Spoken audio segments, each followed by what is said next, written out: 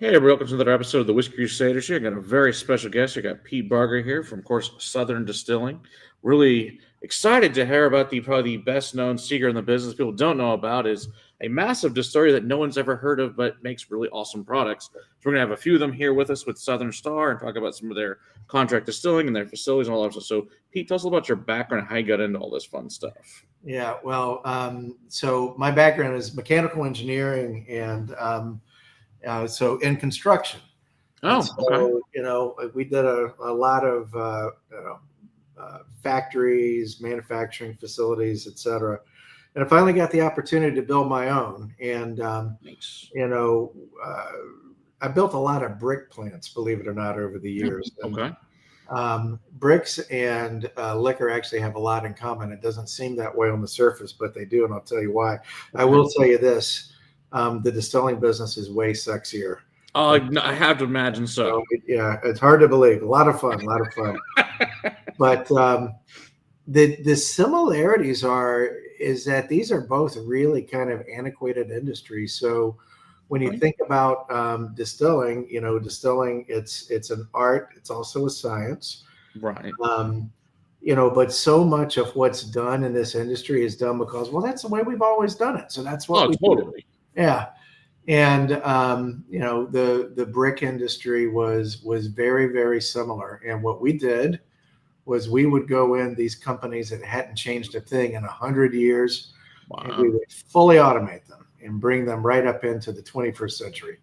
Totally skipped the 20th century, moved from the 19th century to the 21st. That's wild.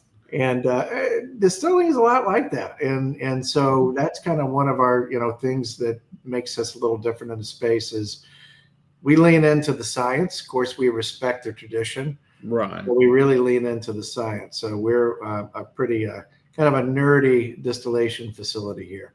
And, your question was, how did we get into distilling? Because that's not necessarily an obvious transition, right? Not from bricks to distilling, not really. I don't really understand that. So we've got a big family farm, and we thought, hey, wouldn't it be cool if we did a winery and vineyard farm? Nice. And so we started doing the due diligence, and we couldn't figure out how you make money doing this. And that's a problem. I think the adage in the wine business is, how do you make $1 million in the wine business? Start with 10 or 20. So there you go. See, that's a guy. I've heard that's a great plan.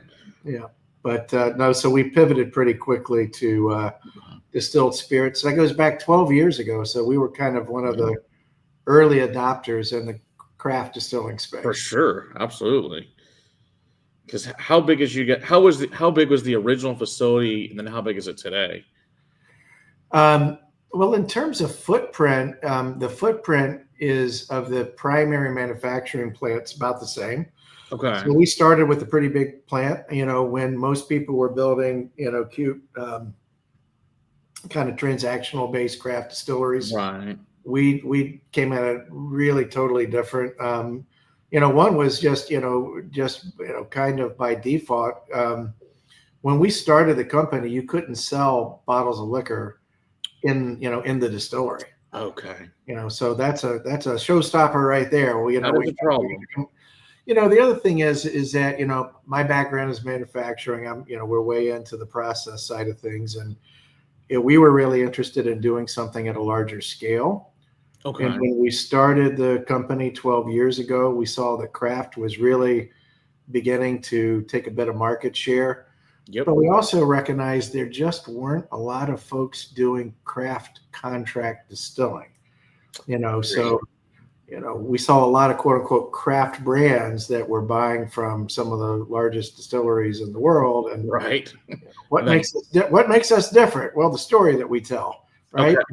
And so what we did was we just allowed those clients to tell a different story, but do so more authentically. And we like to think that our product is kind of a standout product amongst a crowded market space as well.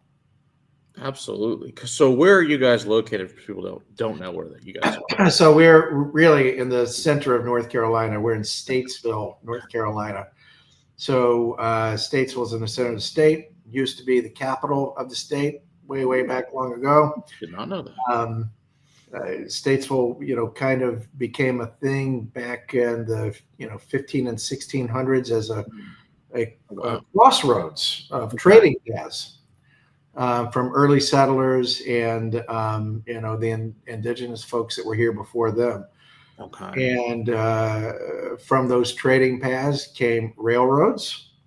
And Seems from like- railroads came interstates, and Okay. we sit right at the crossroads, just north of Charlotte, at the intersection of Okay. Interstate 40 and 77.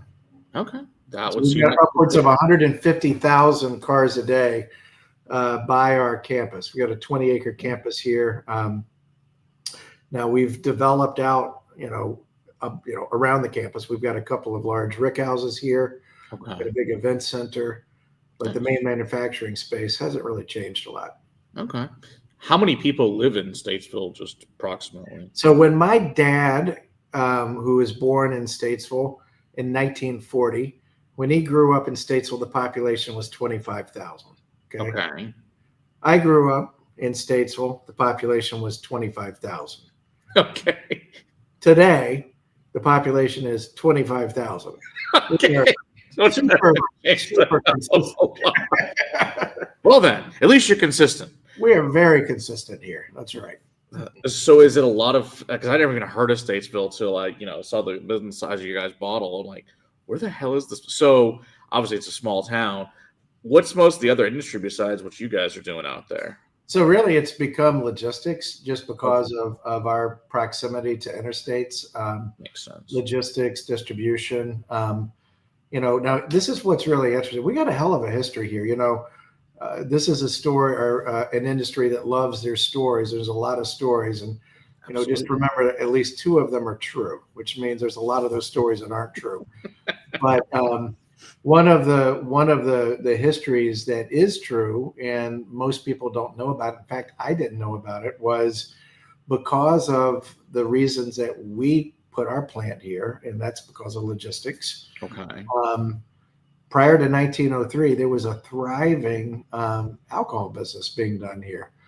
There were 458 federally permitted distilling operations, which were farm-based.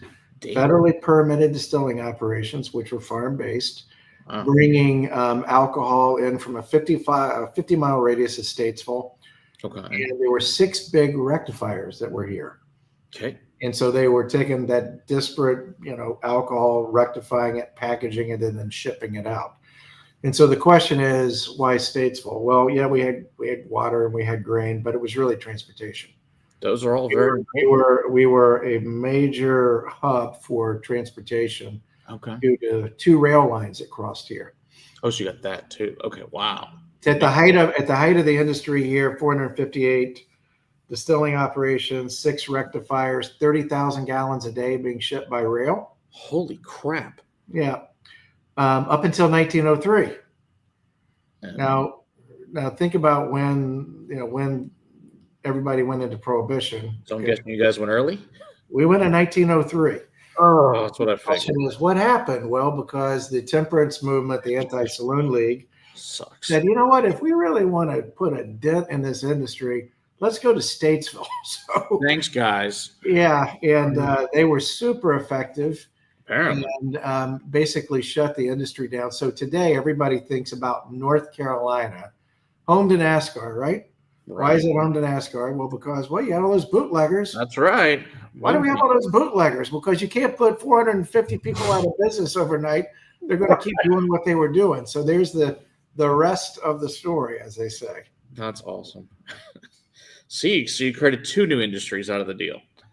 That's right. Yeah. Oh, that's too funny. That's great. All right. I guess we should probably start drinking something at this point. I mean, I'm happy to. Okay. So you want to start, which of these 3 should we start with for now? Of the Southern Star, the bourbon, the rye, obviously probably not the cream.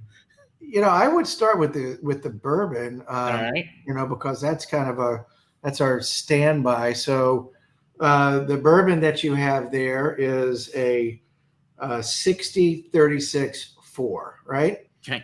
So that's a tried and true mash bill that was made popular by MGP. as I said, we do a lot of contract distilling, and a lot of our clients, they may have started with MGP, and frankly, we started with MGP. So when we started, we wanted to release a brand. I had to buy whiskey just like everybody else, right?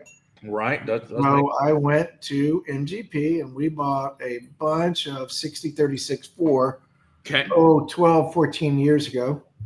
Okay. And then we started laying it down. And what you're drinking today is still a 6036-4, so 60 corn, 36 rye, 4% malted barley. Okay. But this is 100% North Carolina produced product. Okay. So how far away are your farms from you guys' distillery? It's a great question. So we run through about 70,000 pounds of grain every single day. Damn. 70,000 pounds of grain every day, every day of the week, 360 days a year. And more than 85% of that grain is grown within 15 miles of the plant. We grow it. Impressive. Now, are you guys milling on site and everything too? Oh, 100%. Yeah. Yeah. So all that corn, all that wheat, a lot of that rye, it's grown. We grow it. Our farmers grow it for us. That's awesome. Basically, we control that process. Okay. Produced, and the other thing is it's all done regeneratively. So if you haven't heard of regenerative ag, you will be hearing about it. But that's a very important part of our process, is that regenerative agricultural piece. But so we're growing all that grain within 15 miles, bringing it in here, milling it. Now, what's really cool is all that spent grain, it's got to go somewhere. Hoping the awesome cow goes back out and it feeds cattle. So the best kind of cattle's fed by whiskey. Yeah, there you have it. So it's a complete process. All right, so you mentioned the regenerative farm. I know that Ian and Paul mentioned too, but because people that didn't get to see that string, can you tell us a little bit about this? I know, like you said, that's definitely going to be becoming a big thing in this industry for sure. Yeah, so we love Brothers Bond, Ian Somerhalder, Paul Wesley. We just, we love these guys. We love the brand. I would tell you that selfishly, one of the reasons I love them so much is because I can talk about them. We work with 150 different clients, and most we're under very tight NDAs. We don't really get to share who we work with, but these guys are super proud of what we've done, what we're doing together. And the thing that really has brought us together, it's not just the quality of the juice. Of course, that's got to be there. Right. But, a big underpinning of what these guys are about, what the brand is about, is responsible regenerative agriculture. Right. And, that's what we do. That's how we've always done it. And really, what does that mean? It just means we're getting back to growing the way that we grew a generation ago. So we moved away from monocrop, monoculture. So we're using crop rotation. Okay. We'll do corn this year. We'll do soybeans the next year. We'll overwinter, with rye or other nitrogen fixing crops. Sure. So it's really getting back to the way that we did farming and agriculture, again, not so long ago, which means less dependence on chemical fertilizers, less dependence on chemical pesticides. It's not organic, right? But it's much, much more sustainable. One of the big, things is protecting the soil. So we use no-till drill. So we don't have a lot of soil erosion. So we're retaining all that beautiful topsoil. And that's near and dear to our friends at Brothers Bond. That's how we do things. And so that's really kind of how we met. Okay. And the whiskey sealed the deal. Yeah. Good whiskey tends to do that. So it was definitely a positive on that. Yeah. Okay, so pretty much are everything you guys are using that process now, or just the mass already starting to do that right now for you guys? Everything that we've got in inventory, we've got 65,000 barrels of aging inventory, and 100% of that inventory was produced using regenerative ag. So, it's core. Our good friends at Makers, the Samuels family, they've really pushed in, hard into, regenerative processes over the past year.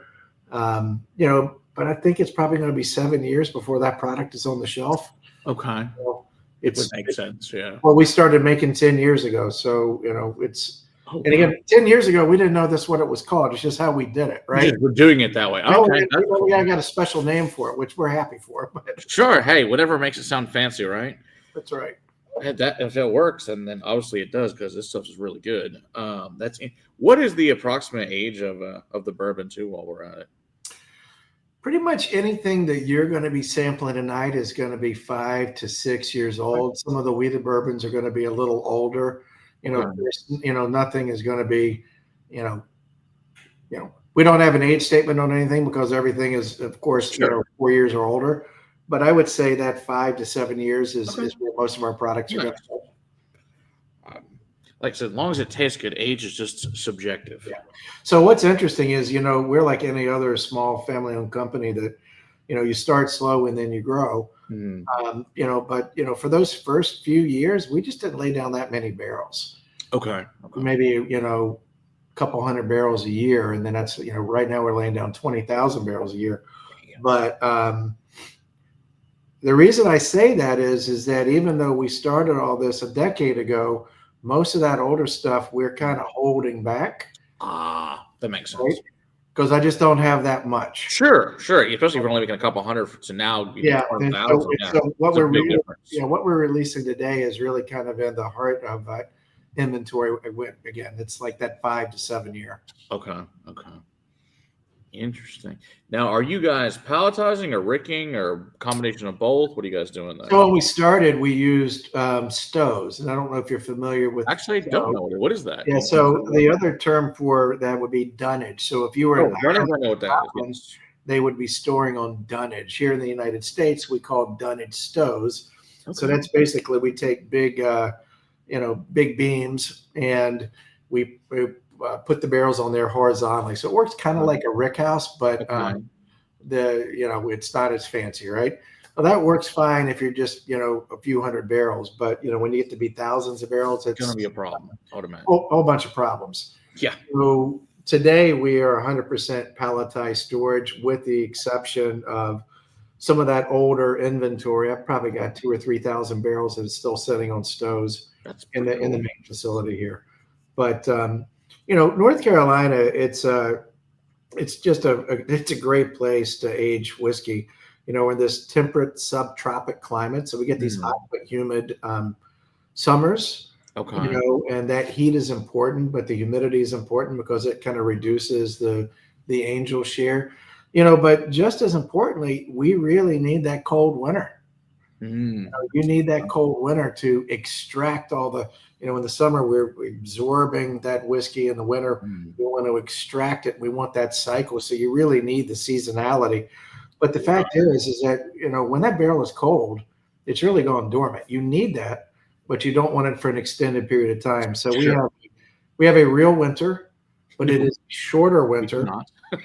Shorter winter. And here's the other thing is that winter it can be very, very dry. Okay. It's going to it's going to result in more angel share loss. Our winters are remarkably humid, so we get a really, really nice result.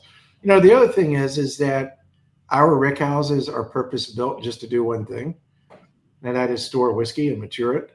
Perfect. So they're designed to kind of breathe in from the bottom, it pulls through the stacks, and then it exhales through the ridge vents in the top. So while they're not conditioned, we can control the airflow, which is really, really important. Okay. How tall is you guys? Like how many barrels high are you guys stacking? We go 6 to 7 courses high. Okay, so you're going pretty good sized houses then. All right, that works. Yeah, each one of our rick houses holds anywhere from 22 to 30,000 barrels. Damn.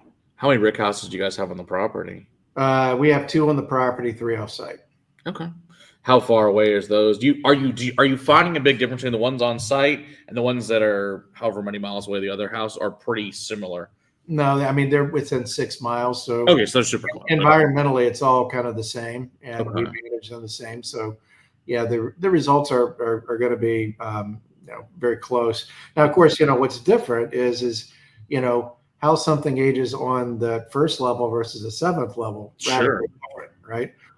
So obviously when we're looking at blending or when we sell inventory to a customer, we're going to make sure that we're taking kind of a vertical slice down that stack. Okay. So it's optimizing, the blend. Sure. You don't want something, again, that's kind of unilateral in its flavor profile. Right. Okay, that works. Interesting. Are you guys doing any barrel rotation? Or are you just leaving it where it is, and it is what it is?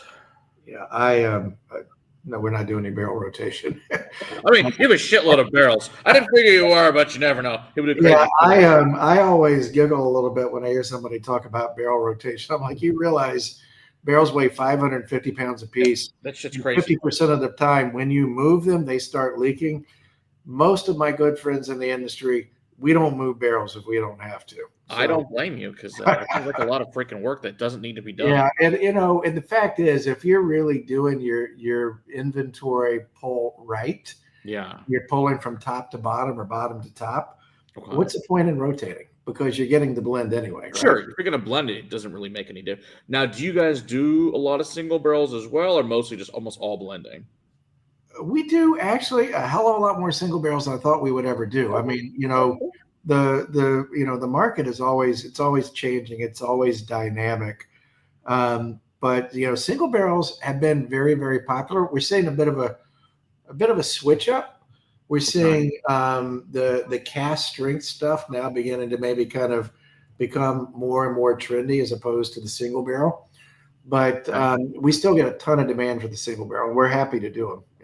Yeah. I personally, I just, I think it's really, really hard to beat a well-crafted blend. Yeah, because you get all the components you want together. Totally agree. Yeah, and Dave Shurik is somebody that I consider a real friend and a mentor in the industry. And of course, he was with Brown Forman and was a GM at Woodford for many years, and really kind of I think he has one of the most developed palates in American whiskey, and I've studied under him. In a couple of things Dave's always said, he's like, you can't, if I look at 10 barrels and we grade them A, B, and C, the C's obviously have some faults, but we can't take 10 A's and get an A plus. We might get a B minus.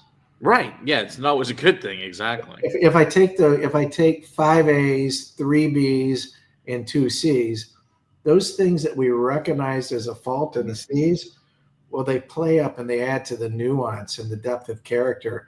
And that's what really creates an awesome product. And I think it's very interesting how, if you go to Scotland, it's all about the blending. Right. Completely about it. In the US, it's all about the distillation. Well, they're both important. Right. So, we give both sides of the equation equal credit for making a great product. They are both very important, to say the least. So where are you guys getting your barrels from? All over the place, or you have one you guys particularly enjoy getting barrels from? I would tell you that it's always good to get a selection, to get a variety. And so in our inventory right now, we probably have cooperage from 5 or 6 different vendors. I would tell you that right now, today, realistically, we're getting barrels from a couple primary sources. One of the things that makes a lot of our products different is the fact that most of our products are using toasted barrels. So toasting and charring. Of course, toasting is much more expensive. Right. But when you stop and think about it, it's not really the char that's giving us all that nuance. It's what's behind the char. It's those wood sugars. And it's just like a marshmallow. When you caramelize that marshmallow, it's delicious. If I just burn it, it's not as delicious. I agree. That toasting is caramelizing the wood sugars and then just gives that product a different depth of character that we think is, it's really important. And it comes out in the product. Okay. Awesome. So you do the whole barrel's being toasted, or you just do it toasting the heads? No, the whole barrel. Whole thing. Okay. Yeah. What do you find as far as level of toasting has been working well for you guys? So we think, again, we're big believers in blending. Okay. We look at the blender as an artist, and an artist wants a palette with multiple colors. I just don't want Makes sense. blue. So if you look at our inventory, we've got a host of different a blend of different char and toast profiles. Okay. So we'll do some char level 1 with heavy toast. We'll do char level 3 with light toast or medium toast. Okay. Very cool. So again, we think that's where it gets kind of interesting. Absolutely. Now, with you guys, barrels, are you guys getting mostly stuff from like Missouri? Are you just getting stuff from like Minnesota, Northwest? Do you guys plant any of those different types of American oak that we have in this country? So all of the above.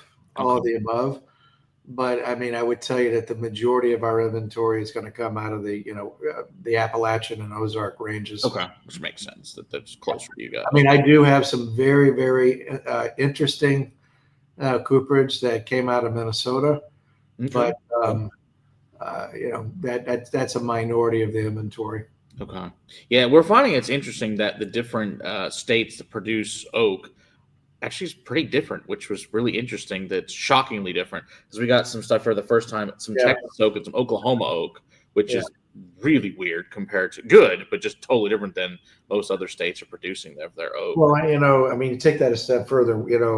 Where was it harvested? On what side of the mountain was it harvested on? Sure, I'm sure that makes a big difference too. Sure. Yeah, I mean, so something on the southern slopes is going to have a lot more sapwood. Mm-hmm. Something that was harvested off of a northern slope is going to be, typically for the same girth, it's going to be much older, have a lot less sapwood. So these nuances really matter. Mineral content in the soil, huge impact on the final product. Absolutely. Now, are you guys getting stuff from like Europe at all? You guys doing any finishing barrels like sherries or ports or anything like that as well, or not really something you guys are doing? No, we're doing a good bit of that. I mean, certainly, for client projects where they're specifying that, but for our own products, we will be releasing. I guess we just released a cognac finished. Oh, nice. Yeah. Let me see if I can find a bottle of that. So yeah, that'd be cool. This is one that we did for the Carolina Panthers, right? Oh, very cool. That's awesome. So that was a cognac finished product. We've got, I would tell you, one of my favorite products that we haven't released yet, and it's going to be an LTO only available at the distillery. It is a Zinfandel finished product, and you don't see a lot of Zinfandel. No, that sounds amazing though. I love that. People talk about port. Mm-hmm. We worked with a source and barrels from a very small family-owned Sonoma winery that just got some amazing zins, and this was very high sugar content, almost on the borderline of being a port. We took 3 of those barrels, and we took some of our Paragon wheated bourbon, so 70, 16, 14, kind of our calling card, and finished it for about 9 months. And the color is phenomenal. I mean, it is deep burgundy. People ask for tasting notes, which I suck at, but I'm like, but to me, it's like a dessert tray. We've got dark chocolates, we've got candied fruit, and it's I will tell you, and it's not the kind of thing that you're going to sit down with your buddy and drink a bottle over a campfire, but it is wonderful in small doses. And so that's going to release in about, I think, Father's Day, as a matter of fact. Okay. Very cool. That sounds fast. Yeah, it's interesting to start to see some of the, like obviously you guys are larger, but some of the small guys go into these unique type of wine barrels. Yeah, we got one here that's in a Tempranillo that was fabulous. It's just, I think that's definitely something different, especially with the sherry industry. Obviously, there's way less sherry barrels available, but there's a ton of great wines available. So interesting to see how that changes out in the next 5 years with more. I agree with you 100%. I think that there's all sorts of, not just wines, but Armagnac and so we've got I think that we've bought a load of 80-year-old Armagnac barrels. Oh, very nice. That should be cool. They're historic. Actually, they may be 100 years old, but in any case, so we're going to use that for a finishing project. But it's almost like the history in that barrel. Oh, yeah, that's so cool. So we're excited about that project. Yeah, absolutely. That'll be cool. And of course, obviously, a few years, I'm sure we'll get to wait for that, but that sounds awesome either way. Yeah. Now, can people come visit? Is there a visitor center at you guys' place, or is that something people can't come visit Oh you? yeah. So I mean, so we've got a beautiful campus here. Again, Okay. it's right off of Interstate 77 and 40. We're open 7 days a week here. So we do, Right. behind the scenes tours, take people through the distillery. Of Very course, we have tasting opportunities and all of the consumer goods that one could want and then some. perfect. But yeah, we do tours 7 days a week, and Mhm. we do have an event center here as well. It's primarily used, for industry events. We don't do weddings and things like that. Okay. So guys like Ian, Mhm.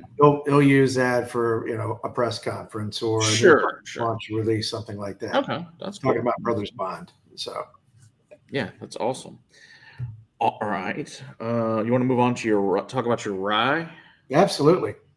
So I might have liked double rye. So what is a double rye? So it is what the name insinuates.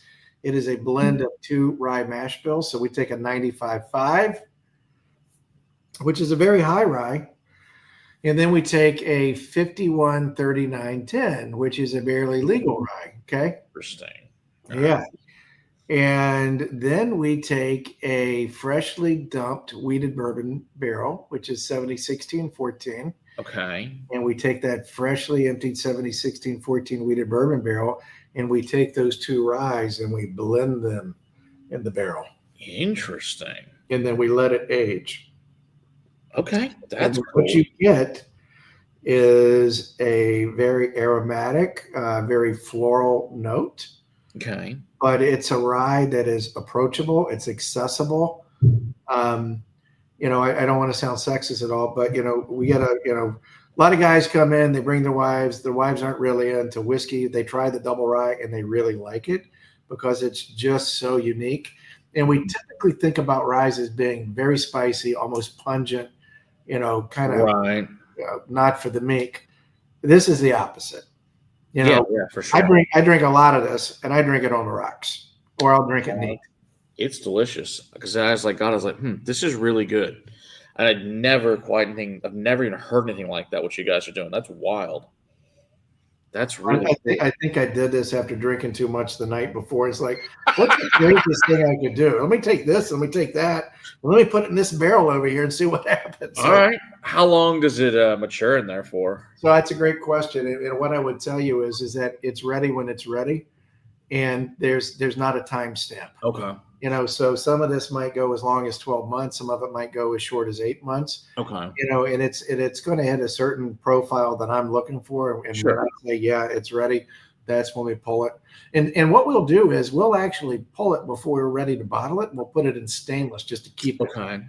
Because we don't want it to overcook. We don't Right. Because it'll change on you. Sure.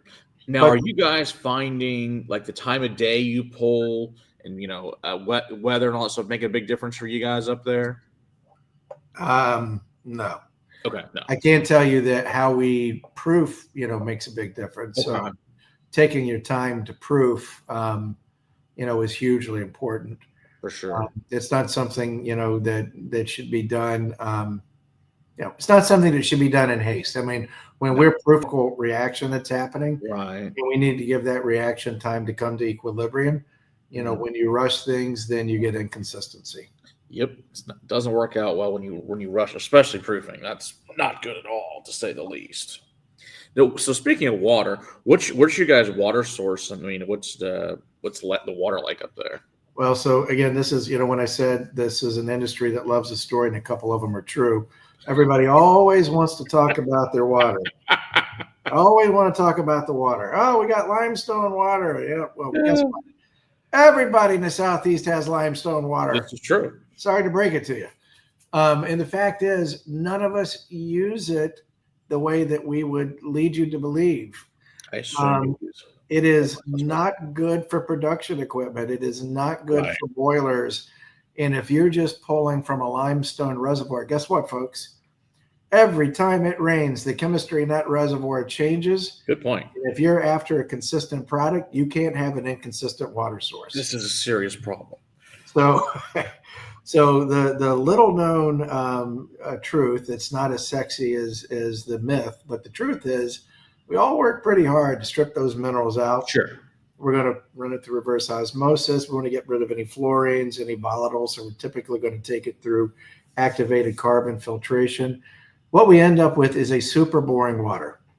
Perfect. But it is always the same. That's important. That's what goes into the barrel. Okay. We are not unique. We just may be one of the few that tell you the truth about that. Yeah. But now let's talk about what happens in 5 to 10 years when we pull from that barrel. Okay. Yeah. Now let's look at mineral content. Okay. Now that we've dumped that barrel and we're going to proof, or cut to proof. Sure. Now that's when we get into the nuance and the magic of the water and the mineral content. Okay. Our water comes from very deep earth wells, about 5,000 feet deep. They're not my wells. They belong to the municipal water system. Okay. And then we work really hard on that water to clean it up. Okay. That works. That is important. That's too funny. Yeah, it's funny because we had a American Single Malt out, and they're like, yeah, reverse osmosis, because you know what? That's how you make water clean, reverse osmosis. Because otherwise, yeah, everyone else is just lying to you. So that's good. You're the second person to tell the truth about your water, so I appreciate it. Yeah.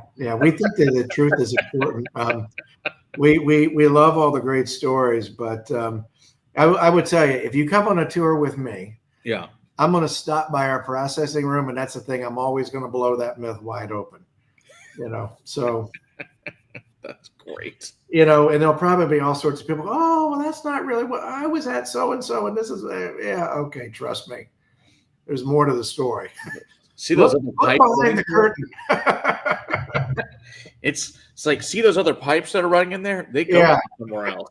Imagine that. Yeah. Shocker how that works out. Pay no attention to the man behind the curtain. Exactly.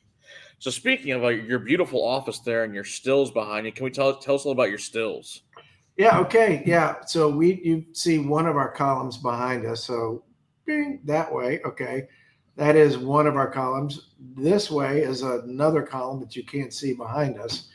But we use, for most of our processes, 99% of our production, we use Vendome columns, right? So most bourbon is run on Vendome copper and brass columns. We're no different. Okay. American whiskey is kind of, it's run continuously. We do have a pot still, but we primarily use the pot still for proof of concept and very small kind of vanity projects. But we love our columns. We run them in tandem. We run them in parallel. They do a great job. Vendome does a great job supporting us. Absolutely. How tall are yours and how many plates you guys have on them? 16 plates or 16 trays. Okay. And then 2 rectification plates. Okay, cool. Which is, fairly typical. Right. What's the height of them? This one behind me is 32 feet tall, and the other one's about 40 feet tall. Okay, so they're big ass stills. Well, they're not huge, but they're not small. Yeah. They're bigger than most of the ones in Texas. Let's put it that way. Yeah, well, we don't see a whole lot of stills that kind of height. There's a couple of distilleries that have got them that height, but most do not. Yeah. We do about 1.3 million proof gallons annually on these. Wow. So that's 20,000 barrels a year. That's a ton of freaking barrels. Now, are you guys the biggest in the state of North Carolina as far as production? Or is there something? Outside Tennessee and Kentucky, we're the biggest in the Southeast. Okay, then. That'll do. So, that'll work. So, Mike Daniels, I hear, is a little bigger than we are. They might have been doing this for like 150 plus years too, where they might know what they're doing over there. Yeah, that's right. Yeah. But no, we're gonna be the biggest, outside Tennessee and Kentucky. Okay. But like you said, nobody's ever heard of us, and we got to do a better job of being heard from. No, this is really cool that, so how many brands, I just did most on these NDAs. Can you tell us about any other brands or pretty much the rest besides Brothers Bond or NDA? Oh, since you're in Texas, we work with some other brands in Texas. One of the things that, that we'll do, we like to say yes when, a lot of our competitors want to say no. So we actually, I think we supply 3 or 4 different Texas brands Oh, where we very actually save some Texas corn, Texas white okay. corn, and That's Texas cool. wheat. And Okay. then we'll receive that in and then, run the distillate here. Most of that product stays here to age because we have a little less, barrel loss. Sure. Um, Just a wee bit, yeah. no, but unfortunately, most of our brands, we're under NDA, which is, Right. why we're this big distillery that you've never heard of, because we can't Sure. really talk about it. Another Texas brand that I'm sure you're familiar with is Belfour. So Ed Belfour Yes. Uh-huh. produced a lot of his product over the years. Oh, very cool. Yeah. All right, that's awesome. Now, have Yeah. you guys made all their stuff for them that they put out pretty much? The majority, yeah. Very cool. Yeah, because I guess it's funny because I know we was looking into those guys years ago and started putting it out. I was like, who the hell's making this there? I was like, who's it? Because I didn't know you guys existed. That's really cool that's the case. Yeah, Ed was one of our earliest clients. Okay. Great family. Ed is, certainly passionate about the product. I mean, when it comes to folks who are like, want to be in the middle of what's happening and really understand it. I can't think of, maybe outside Ian Somerhalder. Yeah, he might be a wee bit passionate Yeah. about it. Ed Belfour would be right up there with them. So, love that family and of course, the product and the brand itself. So, hey, they're right around the corner from you. So Yeah, you can't go wrong as big Dallas Stars fans. Can't go wrong with that for sure. Right. Yeah, I'll have to see if we can get him to come on and talk about his stuff then at some point. But yeah, we certainly love their stuff as well. But I didn't know you guys met. That's very cool, though. Now, his son early on ran some beautiful rye. Okay. I think he ran it in Idaho. I can't remember where the distillery was. It was run on pot stills. Okay. And some of that earliest rye that they released, his son ran. It was a beautiful product, but it was pretty limited release. Okay. I heard he'd done something, but I never got a chance. I don't think there's anything in a Belfour bottle that isn't great. So Yeah. regardless of who made it, but we've done a lot of work and proud of that work that we've done. Okay. Did you guys make the Stanley Cup version as well?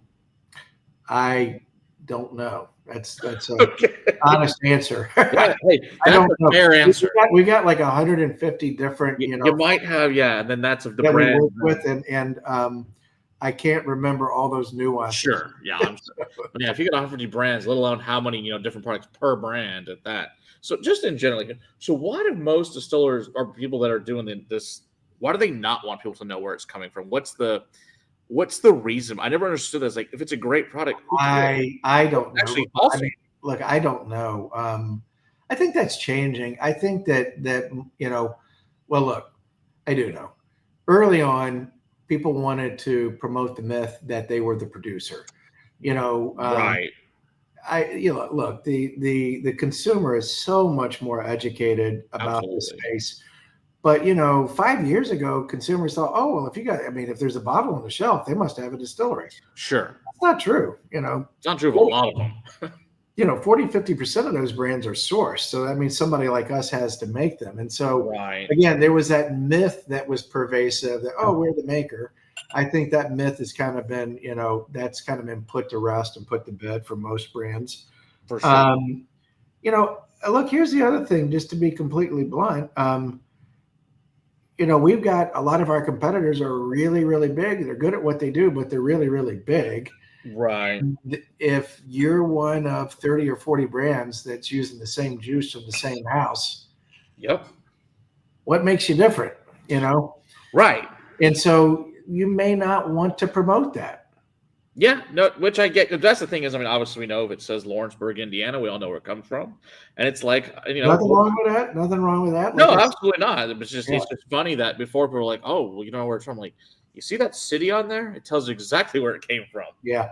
Well, again, right. So the consumer is so much more educated today, than they were even 5, certainly 10 years ago. And as that consumer becomes more educated, authenticity becomes more and more important. You I know, totally agree. Yeah, I like, authenticity and transparency. Or if you source, great. Say, hey, I sourced from X, whatever, fine, and it's a great product. Then fantastic. a good friend, in the business, John Little. Mhm. John Little was a founder of Smooth Ambler, and one of the things I always loved about John was he was like, "Yeah, this came from MGP." And Right. then we started blending our stuff in it, and then and we always loved how authentic and truthful John was in telling his Yes, story, totally. and there's nothing wrong with that. No. I Right. think that there's beauty in truth, right? Exactly. Yes. And Shed there's the sunlight. nothing to be ashamed of if you're sourcing a product. Be No, if it's proud a of good product, great, good. You source some awesome stuff, fantastic, good. Now spread the story about that, the love of that place, and maybe you find other things from that same distillery that's totally different that's made by them, and now you have Funny true that loves. funny that we're talking about this because we had a meeting today, and we've got this tasting room out there, and they were asking for some unicorns to put out in the tasting room, something Oh big. yeah, And I don't know who it was, but somebody who's smarter than me said, "Oh, you know what? There's a pallet of 7-year-old MGP single barrel that we just found. And okay, that's fun. put that in the tasting room." Well, we didn't make it. I don't care. It's Yeah, great product. Tell people where it came from, and there's exactly, a story behind it. Celebrate that story. There's nothing wrong with that. exactly. I wish more people felt that way. It's so great to do that, and hear that from you. So yeah, I like that. But yeah, put it out there. Tell them what it is. So when you do stuff like that, do you come with a different label for them and the story behind it, or do you just kind of put, "Hey, here's this special thing we found in the warehouse" type deal? So that is like I don't know if you're into cars, but if you're into cars, especially old cars, Mhm. we're always looking for what we call NOS parts, new Okay. old stock. So those are the parts that Chevy produced, 40 years ago, and it just happened to be on a shelf. So this is what we call new old stock. Okay. This is product that we actually bottled, God, I don't know, 5 years ago, Okay. Okay. 7 years old then. And for some reason, it ended up in a pallet in a warehouse. And we just said, "Oh, you know what? What are we going to do with this?" Funny. So it's new old stock bourbon. Perfect. I like it. Car part dusties. There you go, Jason. Yeah. So Yeah, it's 7-year-old bourbon. It's actually 12 years old. Who'd have thunk it? that's hysterically funny. Hey, but that's the fun thing is, it's kind of like you go to a liquor store and it's like they find random stuff in the back stock. In fact, I found a Smooth Ambler that way. He's like, "I found a 6-pack in the back here. Do you want this 10-year-old Smooth?" Yes, I will take that immediately Right. and for Right. like $50. Yeah. So, and it's fabulous. And there's things like that that's always fun.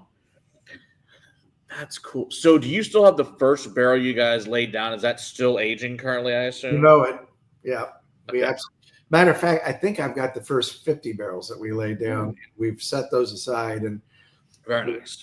I don't know, when we'll release them. Sure. Like you It's said, one of when those we're things ready. I'll probably never be able to bring myself to dump that first one. So Someday, I I'll mean, probably I'll probably be long and gone, and whoever it is that's running the place, they're like, "Let's dump this old dusty thing and see what's probably in." amazing.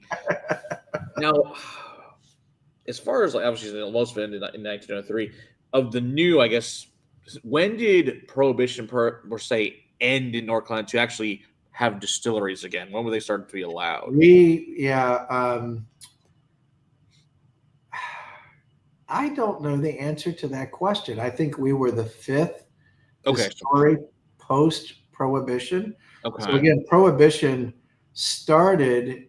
I believe this history is true. Somebody can fact check me on this. I'm sure Okay. somebody will. But I believe that Statesville was, if not the first, one of the first to go into Prohibition. Of course, way before. Yeah, way before 1903. You're way ahead. Now, here's a really kind of interesting piece of history. Okay. Um, in order to skirt the law, um, only the city limits of Statesville were really put into Prohibition. Okay. And Imagine that. what happened for the next 6 years, those rectifiers Hmm. incorporated outside Statesville, even though their Mm. plants were still in Statesville, their headquarters were outside Statesville.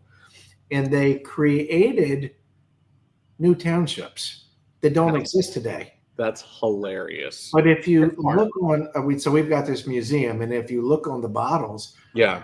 this town called Donatella, North Carolina. What is Donatella? Well, it doesn't exist. It never did exist. Crap. But it was incorporated 130 years ago. Yeah. So that they could continue to produce and send product out. Okay, well, that all came to a halt in 1909 that put the whole state into prohibition. Okay. And then all those rectifiers, one went to Georgia, one went to Florida. Okay. The others went to Tennessee and Kentucky. Okay. Interesting. Yeah. That's pretty funny and smart. Yeah. That's what a smart businessman does. You didn't say I couldn't do it, so I'm going to. Yeah, they just figured out a way to skirt the law. Absolutely. That's a good choice. But I think that we were number 5 post-prohibition. North Carolina was slow to recover. As a kid, we're a control state, so we have the ABC stores, right? Yeah. We call them the alphabet stores. But back when I was a kid, the ABC store windows were posted over with newspaper. Really? You didn't want to be seen in the liquor store, right? Oh my Bible, for God's sakes. Holy crap. So we were slow to recover from our prohibition angst and guilt. That's what. Yeah, I went to Raleigh, but just the airport. But then we stayed in Bryson City. It's the only time I've really spent in the liquor store in North Carolina. And of course, that's a tiny little liquor store there. But yeah, Bryson City, yeah, but it's well known. It is well known. We found it on some random website. My wife found it looking for places to go vacation. It was a really cool little city. But yeah, that's wild. That I can't believe the newspapers on. I come to think, I guess a lot of liquor stores here don't have windows, maybe for the same reason. Well, that's probably because of theft. Here it was because of public reputation. So when I was a kid, there was no liquor by the drink. Liquor by the drink didn't happen until like 1984. Holy crap! You couldn't go get a cocktail, so you had to brown bag it. Oh my gosh! When you went to dinner at a restaurant, you had to take your bottle in a brown bag. Oh my god! Can't be seen, right? Right. Put it in a brown bag and give it to the waiter, and then he would make your cocktail using your way. When I was a kid, the country club, you had a liquor locker. Okay. So when you went to dinner at the country club, you would go to Pete's liquor locker and this is what you've got. And they pull it out, they make your cocktail, go put it back and secure it. That's wow. Yeah. Now, so there were no bars back then either? No bars. Yeah, that's like even today, there's lots of restrictions around. So we're still in the Bible Belt. We're controlled state. Right. I think we're ahead of Pennsylvania. Pennsylvania, you still got to duck in an alley and knock 3 times on the door to buy a 6-pack. You can't even have freaking beer and liquor in the same damn store. It's like crazy. Yeah, it's crazy. I was like, what are we in Moab, Utah? What's going on here? Right, but you can walk into a bar in Pennsylvania and you can buy a 6-pack, which makes no logical sense whatsoever. No logical sense. So, we are still afflicted, by laws that were passed, well more than 100 years ago. It's nuts. It's like, just take all this bullshit off. That'd be so much better for all of us. Texas has all sorts of stupid ass laws here too. So I would tell you that there's 50 states with 50 sets of stupid ass laws. Absolutely. There's no doubt about it. Now, one thing, just to give our friends in North Carolina a little credit, we started, it was incredibly restrictive. But we've been really successful in building bridges and helping people recognize we're not just selling liquor. When we sell a bottle of liquor, for every person that I employ in this distillery, I'm employing 4.5 people out in ag. Yes, that's a good point too. That's a product, and that was one of the things that really tipped the scales when we were giving testimony to our legislators about why to change the laws. Hey, this is an agricultural product. Right. These are your constituents. Yeah, absolutely. And, people just never really thought of it that way. And when they started recognizing that and also recognizing that, hey, when we not only, do this, we're supporting farmers, but when we allow sales out of the front door, we're supporting tourism.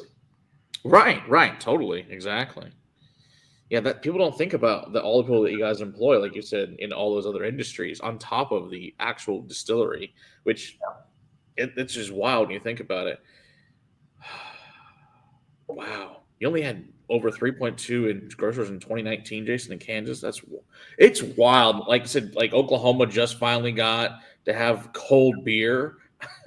No, Jeez. I did not know that. Yeah, you had to buy warm beer. My brother's up there too, and it's like, what in the hell?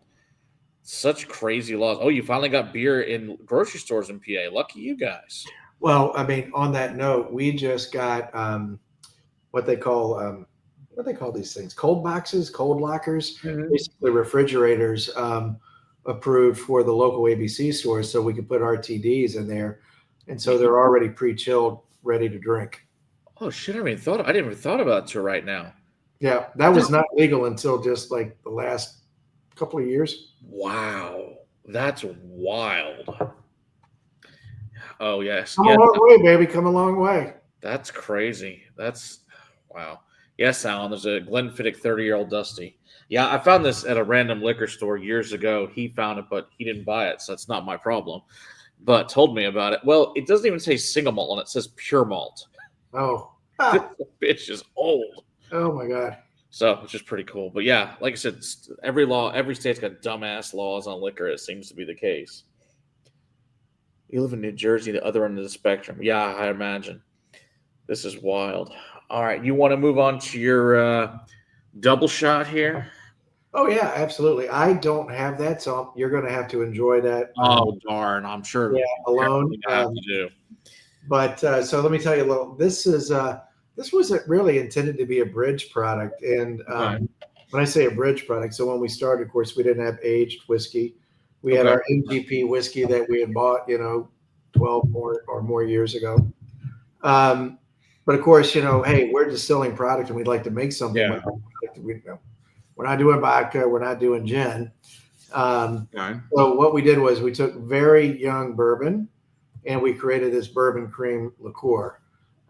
So it's real bourbon, real cream, real sugar, but the kind of secret agent here is the coffee. There's a little Coffee. cold brewed coffee extract. So it doesn't come out as coffee though. It comes out as chocolate. Yes, I got the chocolate on there. Okay. So there's no chocolate in there. That's the coffee. Coffee that brings that flavor out. It mixes with that cream and it tastes like chocolate. And so yeah, we call that like an adult chocolate milk. It is our biggest seller by volume. It's really good, and will hurt you really bad. It is one of the best creams in the market. Yeah, I agree. It is the most highly awarded bourbon cream in the nation. No shit. That's so awesome. Relative to gold, double gold, platinum, I think we've collected more technically than anybody else. That's probably because we've entered too many contests, but at the same time, it's good stuff. You can attest to it. But yeah, it's really, really good because there's plenty of how that's really spectacular. Like I said, this could be very dangerous. We find that it is very dangerous. We find that it's like, people, it goes to a party, it gets consumed and, by the bottle. So I don't know. It had a hole in it. It's low proof. It's low proof, so we can still enjoy it responsibly. That's true, which is a plus. Yeah, it's only 30 proof. I'm sure that this also goes well over at breakfast or at brunches. I'm sure. You're not kidding me. You just said something that goes well over breakfast. Pancakes? Not pancakes, but a funny story. It's a true story. All right. We used to have a tour guide that worked here, and we're doing these tastings, and I'm down there one day listening to her spiel. Okay. And she's like, "Oh, I just love this stuff. When I come home from the bars after the bars close at 2:00, I really like 2 a.m. By the way. Yeah, I figured. I love to get a bowl of Frosted Flakes and just put this on top instead of the milk." And I'm like, okay, that's a great idea, but I'm not sure I would have told that, right? That should be your little secret. That's right. I mean, that could be fun. I might have to try that now. That could be entertaining. Yeah. I could see how that actually probably would be really good, Frosted Flakes, because of the sugariness of it. It probably is delicious. Yeah, it probably is. I have to try this now. All right. When you do it, you got to let me know. I have not done it. That sounds pretty delicious. So I guess Marty, who's Whiskey Knows, another channel, he says apparently you guys are having a single malt come out in 2025. Is that We correct? have a single malt that is absolutely beautiful. I am so proud of this product. And we produce it, I think, really differently than a lot of other folks. Okay. And this is not to, throw shade on anybody or what they're doing, because, there's lots of room out there for different things. But so many of our colleagues in the industry are producing an American single malt done like Scotch. Right. So they're doing it in a pot still, and it's live fire and all this other stuff. And I'm like, that's not how we do whiskey in America. In America, we use a continuous column. It's grain old. We didn't lauter it, and so that's how we produce our single malt. 100% malt, Okay. but it's non-lautered. We're putting it, in the still, live steam distilled, continuous distillation. We're putting it, primarily in new charred oak barrels Okay. instead of second use barrels or first use barrels. And the product that is coming out, it is definitely a malt. Okay. But it is definitely a malt that nods to the American tradition of production. So we're making a malt like bourbon is made. And again, I can't say enough good things about it. I love it. And I think that a lot of our clients are like, oh, we want some of that. This is the biggest mistake we've made. Telling everyone about it. I should have laid down 10,000 barrels of this stuff, 5 years ago. Okay.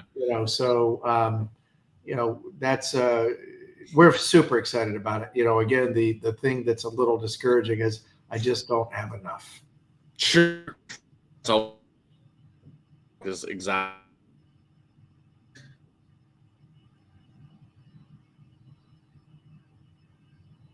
I don't know if it's me or if it's you, but you're frozen there for just a minute. Yeah, I think it's lovely, that time of day, everybody's on their damn computer crap. But I find like the bigger guys not super what I've tried of theirs, but I love a lot of the craft American single malt. So this is what I want to do. I want to send you a lab sample. Okay, I'd love to try. I'm very interested to hear how this does. I'll send you a lab sample of this malt, and we can talk about it again. Yeah, I'd love to.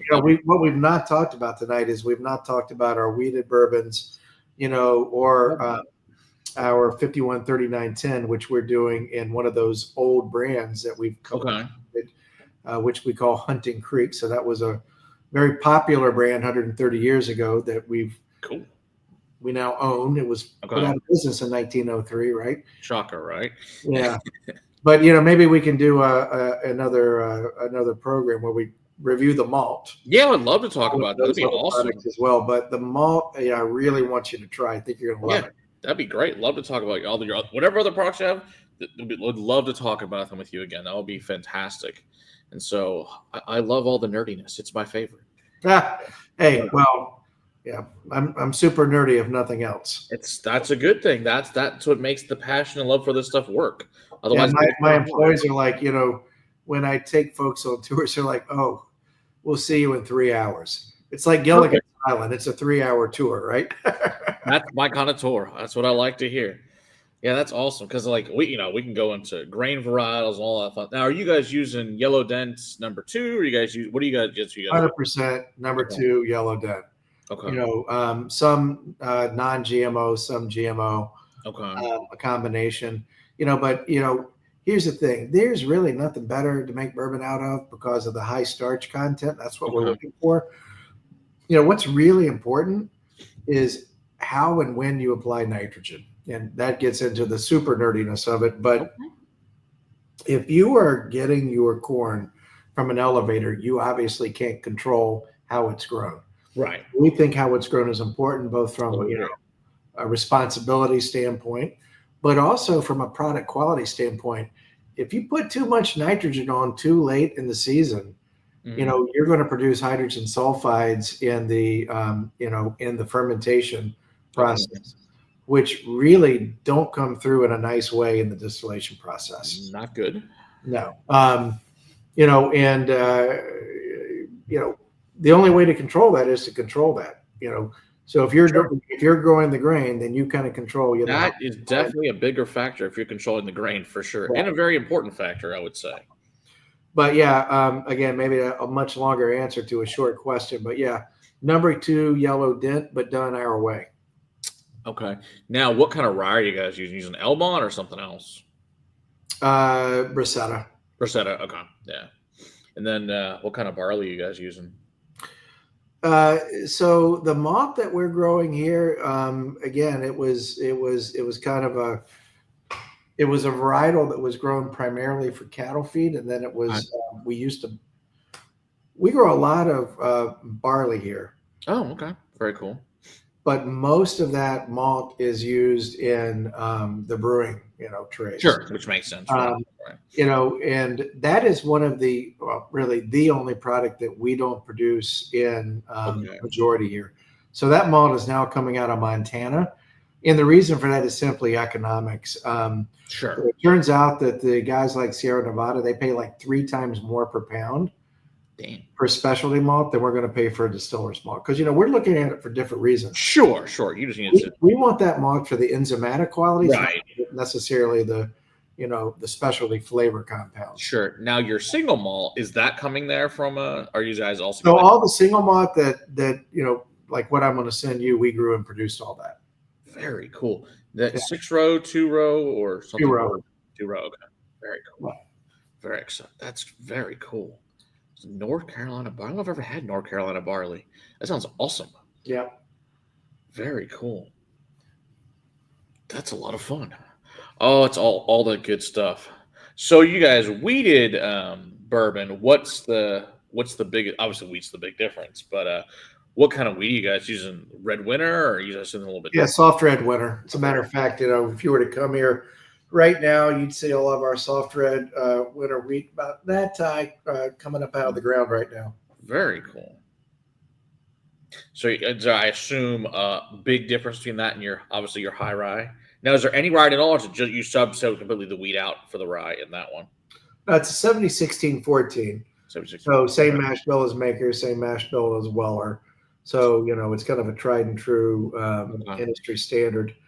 But we're using our proprietary yeast, our proprietary, how we do what we do has a huge impact in that final. Oh yeah, absolutely. When you drink it, it's a wheated bourbon, but it's got, our signature on it. Right. Interesting. Yeah, I'd love to try that too. That'd be fun to see, to compare the three. Especially do it blind would be very entertaining. Compared to it can, yeah.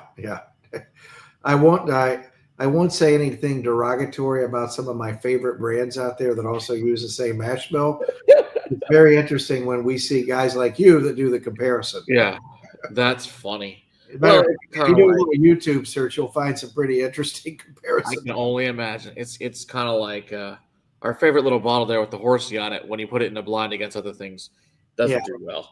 Yeah. So, one of those things that happens. Yeah.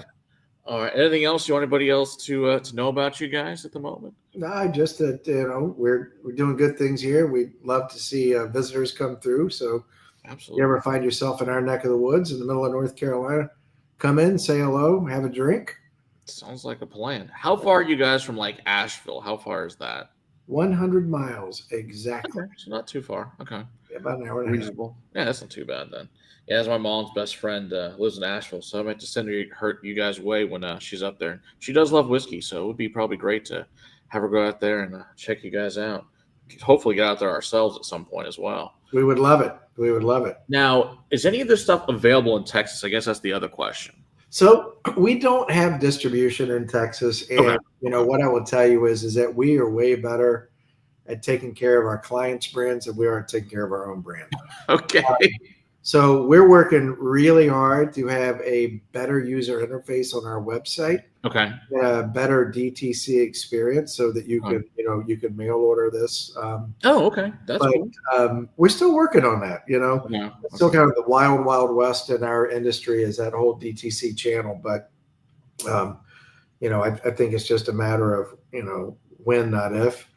Yeah, totally agree. It's especially for guys like you or craft. I mean, it's a game changer. Well, I mean, listen, it is so expensive to introduce a brand, and a lot of people. Oh, totally. It's Oh, not. I got a distributor. Everything is fixed. I was like, no, the distributor, they're not going to build your brand. No, they don't give a shit. You have to build your brand. The distributor's here to put it in a warehouse and drive the truck. That's exactly. That's all they're good for. Let's be honest about it. And you've got to get out and put the time in to build the brand and market, and it's very expensive. Sure. So a market like Texas, it's too important for us to screw up. Right. No, totally makes sense. So there's no way I'm going to go into Texas and let me half-ass launch this product. So right, yeah, that's not going to work. So we're not in Texas. Okay. I'm not in Chicago. There's a lot of more. I'll tell you, I'm in California, and that was probably a mistake. But we're there. So my wife is from California. So okay. Kind of had to be there, but. Well, apparently Jason's got family in Raleigh, so hopefully at some point he can come visit you. So that'd be cool. So that'd be awesome. Yeah, because the good news is at least these will be here in our school now. So the people, when they do come here, get a chance to try. There's a lot of stuff here that's from other places that you can't get in Texas, but that's okay. They can hopefully travel up to you guys or find a friend that can bring them a bottle back. One thing that I want to point out, though, is that star. Uh-huh. I think you've got one of those on your flag. I do. Yeah. Okay. Right. Okay. That star is a nod to Texas, folks. I just want you to know that. So. Okay. Very cool. It turns out that the California flag and the North Carolina flag both have stars, but there's also that nod to Texas because of the sheer independence of the great state. Interesting. That's very cool. You did that. Well, we appreciate it. Yes, and it's a fabulous product. Like I said, I might have liked this one a little bit so far. So. Yeah, well, I'm right there with you. As a matter of fact, I got to find somebody to drive me home now. There's a problem with doing these things at 6:30 at night. I got to drive home 40 miles now. Oh shit, that's a long. Yeah, my drive's not bad. I only got to go 15 minutes to my house. That's not so bad. But yeah, the good news is these will be in the castle now. We get some people to start trying these as they come through, so for classes and all that good stuff. Should be fun. Oh, I love that. I love that. Now, yeah, and I'll ask you some stuff after we end this too about some other possibilities. Okay. That's good. Yeah, that goes down way too easy. Now, do you offer cash frames of both of these as well of you guys' brand? No, so the Hunting Creek, which I mentioned to you earlier, is I don't know if I've got a bottle in here, but it is a bottled and bond rye, which is not super. You don't see a lot of those. Don't see a lot of those. But it's a 51 39 10 bottled and bond, 100 proof. Obviously, we haven't done a cast strength rye. Okay. I think that you got my wheels turning now. I think we need to look at doing some barrel finished cast strength, rye as well too. Yeah, absolutely. Big fan of all that stuff. That sounds awesome. Anything that's fun. Yeah, long range Uber. Yeah, that would not be a cheap Uber. That's like a $75 to $100 ride at 40 miles. Yeah, 120. Oh, gee. Yeah, that's expensive. Drink responsibly. Absolutely, for sure. So how far is Raleigh and Charlotte from Statesville? Just for give people reference. Charlotte, the airport's 40 minutes from here. Okay, so not too bad then. Okay. Raleigh is an hour and 45 minutes. Okay, so if you get to one of the more majors, it's fairly easy to get you guys then. Oh yeah, again, we're like right at this crossroads. We're, I'm surrounded by mega distribution centers for Amazon and Walmart. And, there you go. So now just need to put whiskey on the list. Exactly. How many states are you guys currently in? The short answer is probably too many. I think it's like 20, 24, something like that. Okay. Now ask me how many I'm profitable in. Like three. To get the good news is you're making a good product, great stuff, all this fun stuff. Yeah, you have to be patient in the whiskey business, right? That is for sure. You cannot rush it to market before it's ready, and you cannot expect an overnight success. So it's it takes time and commitment. Yep, absolutely. There's no doubt about it. But hey, it looks like you guys have clearly put the time in, and it's quite damn good. And I'm very impressed, especially for a brand I knew nothing about. So you guys contacted me, and it's like, this is really good. It's funny. I got friends that live out there. I'm like, I need to send you to the distillery. Go. You're going to have a good time. I'll be sending you friends very, very soon in the near future. Great. That live out there. So they'll be excited. They are definitely big bourbon and rye lovers. So they'll have a good time. Well, make sure when you send them that you give them my contact so we can kind of give them the behind the scenes experience. Yeah, absolutely. We'll have to make sure that happens for sure. So I'm going to sign off to people. We'll talk to you for a few minutes on this. So don't go anywhere while I tell people goodbye. Well, cheers, everybody. Thank you. Cheers. We'll see you guys on Thursday with Dr. Nick Savage at the same time from Bladnot. Cheers.